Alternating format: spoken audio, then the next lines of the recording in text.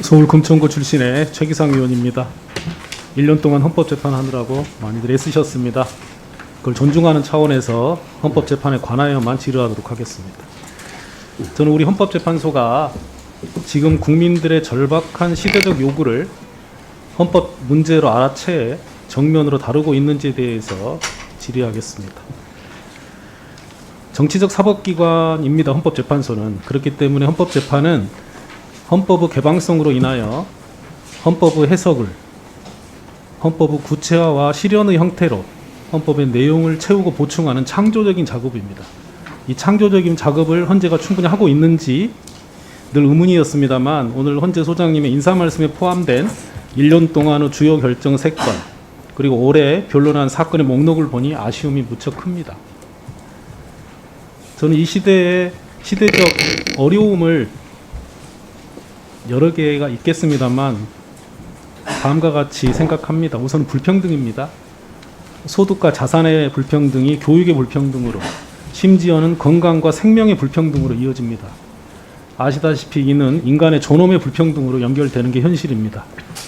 인간의 존엄과 가치가 훼손되고 인간다운 생활할 권리가 침해되고 있습니다. 이거를 구제해야 될 책임이 헌법재판소에 있습니다. 귀중한 생명이 쓰러지고 있습니다. 일터에서 쓰러지고 있고요. 혹은 스스로 더 이상 우리 한국 사회에서 살아갈 방법이 없어서 스스로 쓰러지고 있습니다. 작년 한 해 1년 동안 1만 3천 명이 하루에 36명이 생명을 잃고 있습니다. 이 문제를 개인의 불운이나 불행에 맡겨두지 않고 공공이 구제해야 되는 부정의로 바꾸는 작업 헌법재판소가 해야 됩니다. 이런 사회 경제적 불평등은 곧 정치적 불평등으로 연결이 됩니다. 아시다시피 우리 사회는 상위 10% 민주주의, 그래서 민주주의 위기라는 말이 있습니다.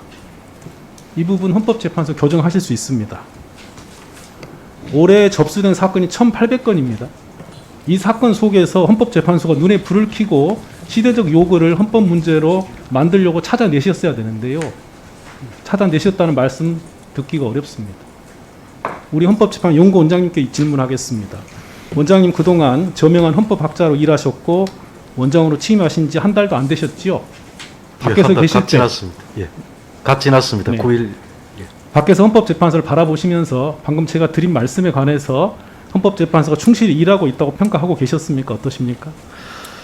그것도 여러 가지 방면에서 접근할 수가 있겠습니다. 원래 헌법재판기관이라고 하는 것은 우선 규범 통제의 문제로 얘기를 하자면 국회에서 만든 법률에 대해서 위헌 여부를 심사하는 것이 1차적이고요. 더불어 국가기관의 권한 행사에 대응하여 국민의 기본권이 침해되었을 때 그것을 구제해주는 역할을 하는 것이 또 헌법재판소의 중요한 기능이라고 볼 수가 있는데 지금 말씀하신 부분처럼 헌법재판소가 과연 충실한 역할을 시행했느냐라는 질문을 던질 땐 또 다른 측면은 헌법재판소는 기능적으로 소극적입니다. 사건이 제기가 돼야지 그것을 심판을 할 수 있는 기관이기 때문에 무엇보다도 예컨대 국회에서의 입법 행위라든지 또 그 법을 집행하는 과정에서의 행정부의 행위라든지 또 혹은 깨어있는 시민들이 자신의 권리 보호를 위해서 적극적으로 헌법 소원을 제기한다든지 하는 그런 선행적 행위들이 있어야만 헌법재판소가 권한을 행사할 수 있는 것이기 때문에. 네, 알겠습니다. 예, 알겠습니다, 원장님. 네.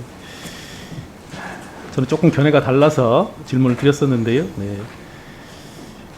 과거 헌법재판소에 정통한 모 기자의 글을 하나 다시 소개를 하겠습니다. 많이들 아실 겁니다. 2015년 9월에 무기력한 헌법재판소에 깨어나라는 취지의 기사였습니다. 결론은 이랬었죠. 헌재가 생활밀착행 위헌이나 하면서 별 존재감이 없다. 침체돼 있다. 내부적으로는 기대가 없고 언론이나 시민에게도 존재감이 없다. 결정이 마음에 들고 안 들고의 문제가 아니라 활력이 없다. 과거의 결정을 반복하고 있다. 9명의 재판관인 다수결을 하려고 모인 게 아니다. 생각을 모으자고 하는 것인데 치열한 토론을 거치지 않기 때문에 문제다. 그 이유 중에 하나는 평생 법관으로 비슷한 경험만 있는 사람들이 좀처럼 다른 의견이 나오지 않는다. 이게 벌써 6년 전의 지적이었거든요. 얼마나 많이 변화하셨을까요? 우리 재판관님들 지금 방송 보고 계시면은 성찰하시고 논쟁해 주시길 부탁드립니다. 그 내용 중에 이런 내용이 있습니다. 2012년 9월 달에 어떤 재판관이 퇴임하시면서 이런 말씀을 하셨답니다. 자유권과 생존권을 억압하는 구시대 위헌법률에 저희 정리가 됐다. 법령을 엉터리로 만드는 경우가 별로 없다. 형식에서는 손질을 거듭해 문제가 없고 내용에서도 위헌 논란을 검토해서 만들어진다. 앞으로는 사회 노동권, 경제적 평등 같은 문제로 넘어가야 한다. 우리 때부터 논의하기 시작했지만 역부족의 면이 있다. 9년 전에 이런 말씀 하셨다고 합니다.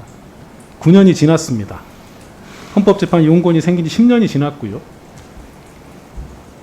용건이 말씀하셨습니다만 우리 국민들께서 시대적 문제를 헌재 가지고 왔을 때 즉각적으로 바로 답을 줄 수 있는 이런 준비가 되고 계십니까?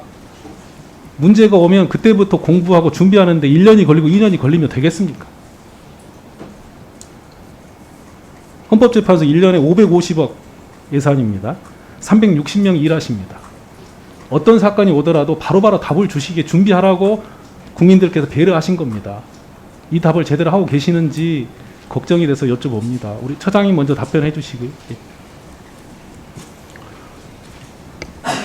헌법재판소가 지금 위원님이 지적하신 전체적인 맥락 그리고 또 어찌 보면 바램 또 이렇게 나갔으면 좋겠다라는 그런 근본적인 취지에 상당히 공감을 합니다.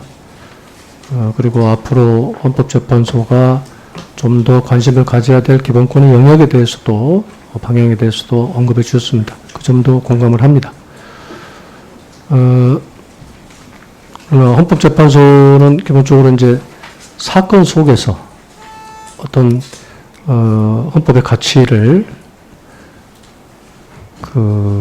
선언하는 그런 거기 때문에 지금 아까도 연구원장도 말씀하셨지만은 사건 속에서 그 찾아내는 노력 그런 노력들이 결국 연구관과 재판관님들의 그런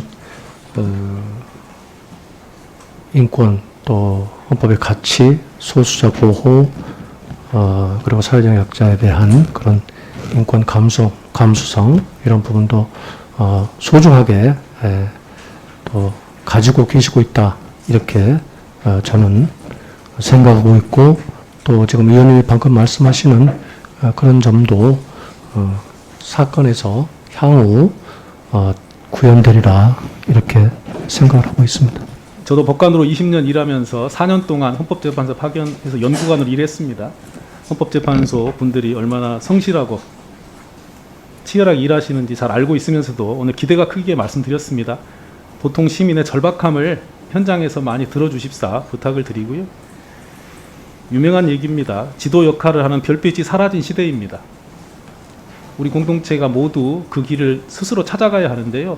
저는 그 별빛의 역할을 헌법에 해줄 수 있다고 생각합니다. 그리고 그 선두에 헌법재판소가 있습니다.